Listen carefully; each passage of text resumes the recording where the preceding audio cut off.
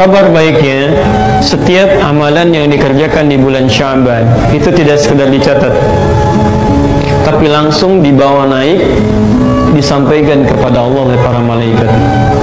Allah itu sudah tahu, sudah maha tahu sebelum disampaikan akan dikerjakan, setelah dikerjakan semua diketahui oleh Allah, tidak ada yang luput dalam pengetahuannya. Tapi yang paling penting, An-Nasai nomor hadis 2357 ini. Ketika Usama bin Zaid bertanya pada Rasulullah, ya, lima oraka, kenapa saya sering lihat anda puasa banyak di bulan Sya'ban? Ya? Apa kata Nabi? Lihat kalimatnya, dzalika syahrun yaghfulu fihi an-nas. Itu adalah bulan yang sering orang lalai untuk mengerjakan amal saleh. Karena Rajab biasanya berangkat ibadah, Ramadan ibadah, Sya'ban mulai istirahat, sehingga tidak ada persiapan ke Ramadan. Dan di bulan itu, khusus bulan itu amalan-amalan itu setiap dikerjakan diangkat, disampaikan, disebutkan kepada Allah. Nah, baik disebutkan kencang kayak tadi ataupun tidak, itu sama diangkat. Jadi kalau ya nggak apa-apa, itu bahasa anak-anak ya. Jadi kalau misal kita baca Al-Quran tadi ya, satu hurufnya berapa? 10 kebaikan. Anda baca di bulan Rajab misalnya, atau Jumadal Tsani, Jumadal Akhirah, ya, atau di bulan Al-Muharram, itu bacaan Anda hanya akan dituliskan. Alif Lam Mim, 3 huruf, 30 kebaikan, dituliskan di kitab Anda khusus. Nanti di akhirat ditampakkan, diperlihatkan pada kita pahala kita. Faman ya'mal mithqala dzarratin khairan yara, yang baik diperlihatkan. Bahkan kitabnya juga ditunjukkan, dipegang oleh kita. Quran surah 17 tadi, ayat ke-13 sampai 15 kan? Iqra kitabak kafa bi nafsika al-yawma 'alaika hasiba. Ini kitab kamu, silakan baca.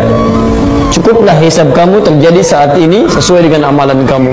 Anda pernah baca Quran sekian ayat, dituliskan, Anda pegang. Tapi demi Allah saya katakan, lewat lisan Nabi, Sya'ban tidak. Begitu Anda baca Al-Quran, misal Anda bacakan begini, Alif Lam Mim, seketika bukan hanya dituliskan, tapi disampaikan oleh para malaikat. Ya Allah, si fulan baca surah ini. Ya Allah, si fulan bacakan ini. Ya Allah, si fulan kerjakan ini. Ya Allah, Masya Allah. Itu berebut nama-nama hamba Allah yang beramal disebutkan di hadapan Allah. Saya mau gambarkan gini ya. Kalau ada situasi seperti ini, saya panggil 1-2 anak. Si fulan, maju. Bapak ibu sekalian, Masya Allah, ini anak-anak yang sangat baik, mengerjakan ini, contoh bagi yang lainnya. Kira-kira senang nggak anak itu? Senang. Orang tuanya senang tidak? Buang biasa senang. Jadi bayangkan, disebutkan di hadapan manusia saja begitu senangnya. Gak usah disebut, dituliskan di majalah. Anda bikin buletin misalnya kan, tuliskan keluarga teladan begini, sebarkan ke masyarakat, diketahui. Masya Allah, jadi contoh bagi yang lain. Senang tidak? Senang. Padahal mungkin itu cuma buletin RT yang bikin Anda juga gitu kan, dan sebagainya, dibaca di lingkungan sekitaran. Tapi ada perasaan bahagia di situ. Ya, ketika nama kita disebutkan dalam kebaikan, maka bagaimana ketika nama Anda disebut di hadapan Allah Subhanahu wa taala? Ya Allah, si fulan begini, ya Allah, si fulan begini. Nabi saja itu berlomba untuk bisa disebutkan. Kata beliau, fa'ahibbu an yurfa amali wa ana shaim. Saya sangat bahagia ketika saya disebutkan nama saya, diangkat amalan saya sedang puasa. Karena kenapa Nabi pilih puasa? Karena umumnya orang-orang puasa akan cenderung mengerjakan amalan lebih banyak dibandingkan dengan yang tidak puasa.